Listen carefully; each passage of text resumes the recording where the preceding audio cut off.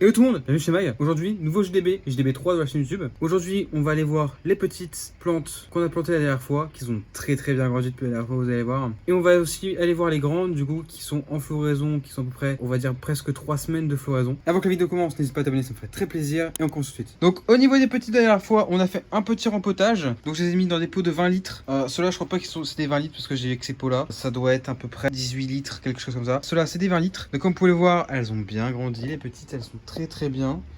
Voilà. On a fait un petit topping sur celle-là.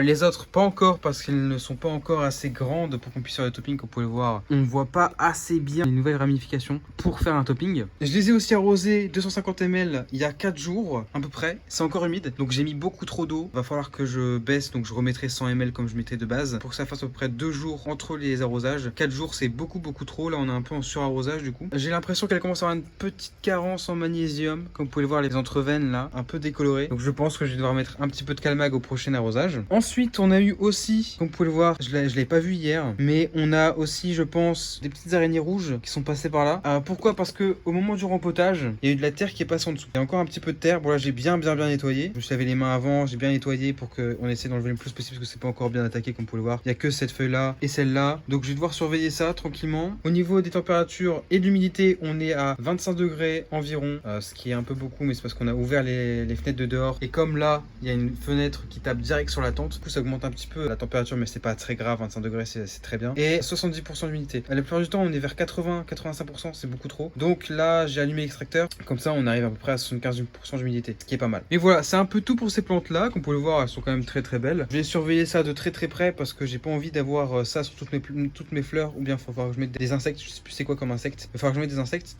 pour pouvoir tuer les petites araignées rouges. Mais voilà, sinon, elles se portent très bien. Prochaine opération sur cela, c'est un petit topping. Dès que je pourrai faire un petit topping sur toutes les autres. Du coup, on va passer aux grandes. Vous allez voir, elles sont très belles, les grandes. Elles sont magnifiques. C'est parti. Donc pour les grandes, qui sont juste ici. Voilà, comme vous pouvez voir, elles sont magnifiques. Hein, elles sont très belles. Donc on va avoir des belles têtes. Là-bas, on commence même à avoir des petits trichomes.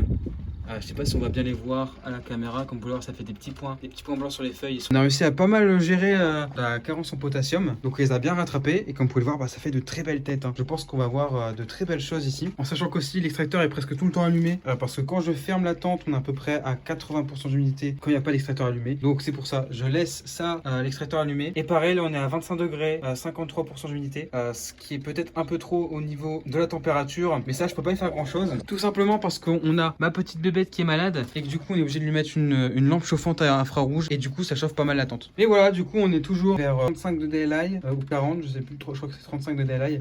Dans pas très longtemps on va pouvoir augmenter vers les 40 et du coup 40, 45 jusqu'à la fin de la floraison. Et du coup voilà, aujourd'hui ça va être jour d'arrosage, donc je vais aller les arroser juste après. Mais comme vous pouvez le voir, elles se portent très bien quoi. Elles sont magnifiques, elles sont elles sont vraiment pas mal. Il n'y a pas encore d'odeur, je ne sens pas encore l'odeur des fleurs. Ça arrivera d'ici 1 ou 2 semaines je pense, le temps que les buds grandissent pas mal. Mais voilà, c'est à peu près tout pour ces petites plantes là. Je ne vais pas vous montrer quand je vais les arroser, hein. Tout simplement je vais utiliser ce petit truc à pression là pour pouvoir les arroser assez facilement sans trop les bouger, sans bouger le filet et tout. On va pas mettre d'engrais full à l'eau parce que dernier arrosage on a mis de l'engrais. Donc j'ai mis du BioBloom, Calmag, Biogro, du Algamic aussi. Ça c'est pas mal le Algamic. Je sais que la plupart des gens disent qu'il faut utiliser en pulvérisateur, enfin en pulvérisant quoi, pour avoir de meilleurs résultats avec cet engrais là. Enfin c'est pas un engrais, c'est un revitaliseur. Sauf que quand on commence à avoir des buds comme ça, on peut pas utiliser, enfin j'ai pas envie d'utiliser des engrais sur les buds en pulvérisant, donc on va le mettre, donc je le mets directement en terre. Ça fait quand même le taf, hein, bien sûr. Et pareil, donc j'ai ajouté du Top Max. Ce n'est pas un booster de floraison, mais bien sûr c'est un booster de goût parce qu'il y a rien en NPK. Donc normalement ça ne devrait pas modifier ça devrait pas augmenter notre taux de THC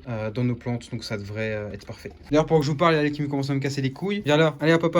Ow, hey, casse-toi. Bon voilà. Du coup, on en a fini. Je pense que j'ai pas grand chose d'autre à vous dire pour ce petit JDB. Du coup, si vous avez des questions, n'hésitez pas à les poser en commentaire. Je répondrai avec plaisir à votre commentaire. Et n'oubliez pas de vous abonner et de liker, ça me ferait très plaisir. Sur ce, on se retrouve dans une prochaine vidéo. Ciao!